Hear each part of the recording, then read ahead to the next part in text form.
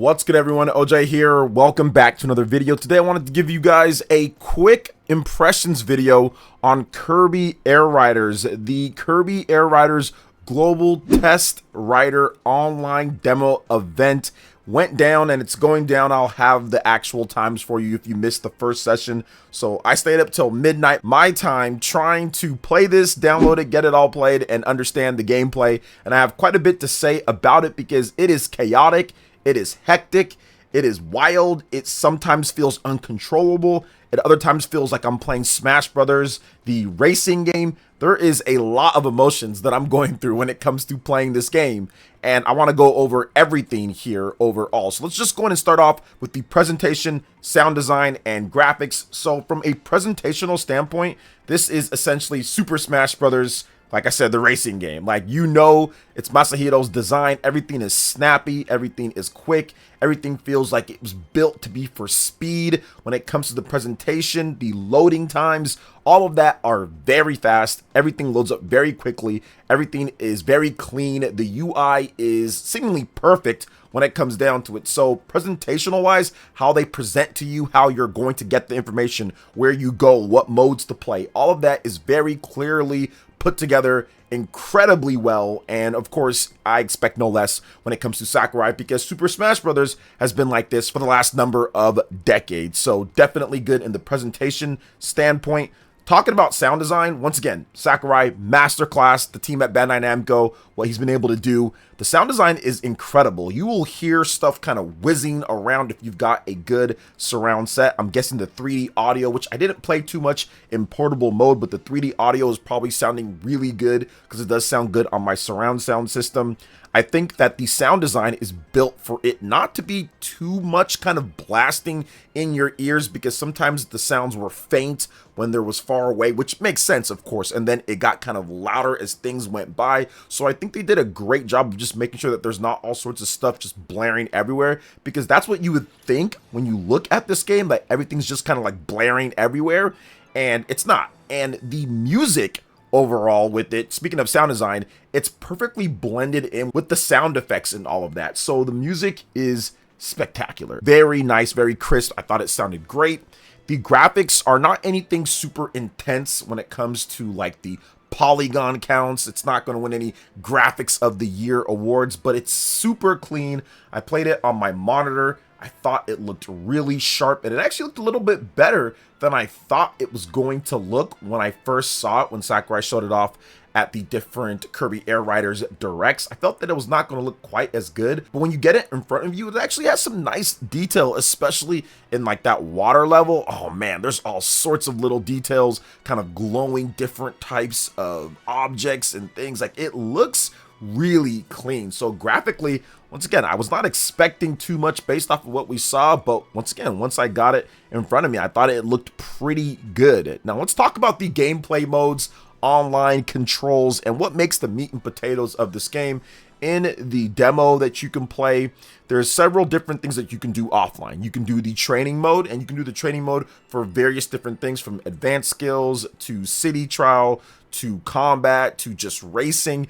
And I have to admit, it takes a little bit of time to get used to. Not having an acceleration button is definitely weird compared to playing Mario Kart or Sonic or any of the other kart racers or any of the other types of racing games that you'll play. You're always going to have, essentially for the most part, an acceleration button. The fact that you don't have it here takes some time to get used to, and I think some people might not like it at all. Now, I'm not 100% sure if I love that or not. I did play the original. I know that's kind of how the game plays, but it's one of the things that I felt like I wasn't so sure about overall. Now, once I actually started playing the training, so let's go ahead and start off with the training mode first, I felt that it really does do a good job of showing you what you need to do and then letting you practice it. And I think that's the best type of tutorial, is when they actually show you, then they let you practice what you're doing. And that's where there's a lot of hidden depth in this game, which Sakurai did talk about beforehand. But still, once you actually have it in your hands using the controller, you have the HD Rumble. I was using the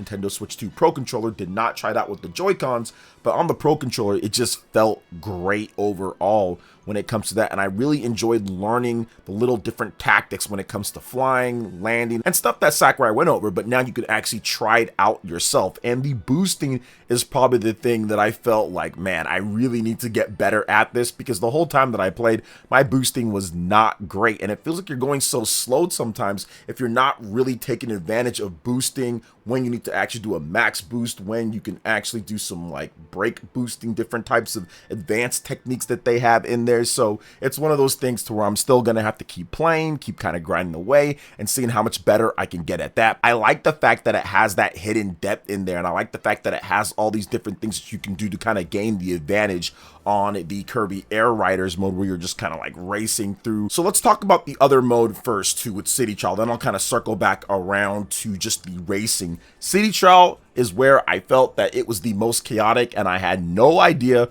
what was going on half the time. Now, I think that it's because it's my first time playing, my first time's kind of understanding the map and what's going on and all the events that are happening, and there's a bunch of people, there's like 16 people all kind of zipping around and everything. So it was just as crazy as it looked, and I talked about this during my live stream when I live reacted. I was like, okay, I am mixed on what exactly I'm supposed to be doing, what's happening here, what I'm collecting.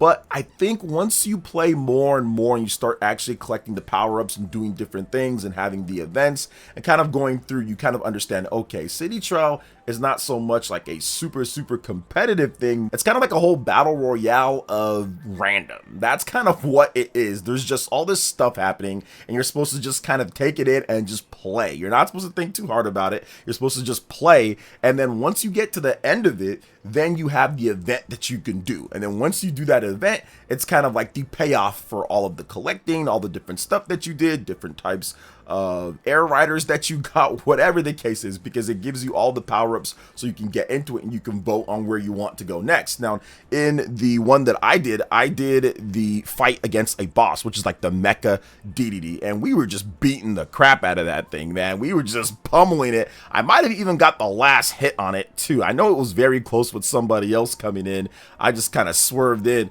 and I hit him with that little spin move that you can do. So it was fun. I thought it was a pretty cool mode. I think that once you kind of get in the room with a bunch of your friends and start playing, I think it's going to be really fun. Or if you have a community that you can play with, I think it's going to be awesome overall. So I really did, I would say, enjoy kind of just the end of it and fighting that boss and kind of seeing how my power-ups were going to work. But playing the City Trial mode was just a little crazy, and it's something that I'm definitely going to have to get used to. It wasn't necessarily like the most fun thing for me, but that's because I'm still just kind of understanding, and maybe as I play more, I'll kind of understand a bit more and kind of go around. But yeah, it controls smooth, it plays great. I had zero issues whatsoever.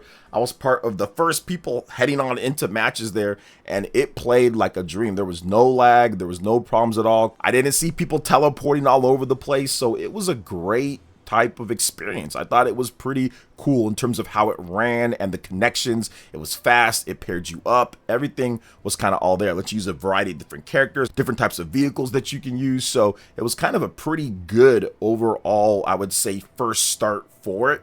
And when you pair everything that I talked about, the smooth online presentation, sound design, graphics, gameplay modes, all of that, with the great controls and overall just the clean look of the game, it really creates a very different type of game that's not going to be for everybody. I think that some people might not like the automatic movement and all of that, and sometimes kind of how like it feels like you're slowing to a stop because you're not used to the boosting. But I think that people that stick with it and give it a chance, it's actually a pretty cool game, and there's just so much stuff to do overall. It's bursting with modes, personality, and flavor. And overall, I felt that while City Trial was great, and I'm sure that I'll probably kind of get used to it more, I really like just like the regular standard races. I want to get into the single player mode once the game comes out, but yeah, the standard races, just kind of defeating enemies on the screen and learning how to boost and drive and kind of go through the different levels with all the craziness that was happening, because the design of the levels are so cool, and the game is moving so fast.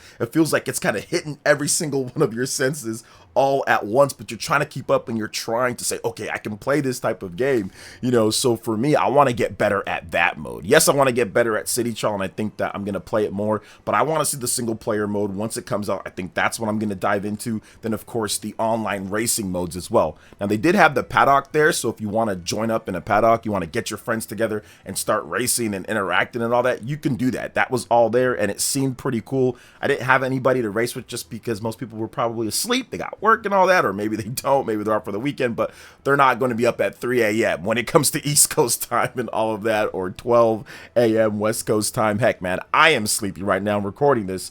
But yeah, overall, good impressions, good first overall impressions. The things that I liked when it comes to the controls, the graphics, the sleekness, the speed of the game, locked 60 FPS. I did not feel a single dip. I did not feel a single issue.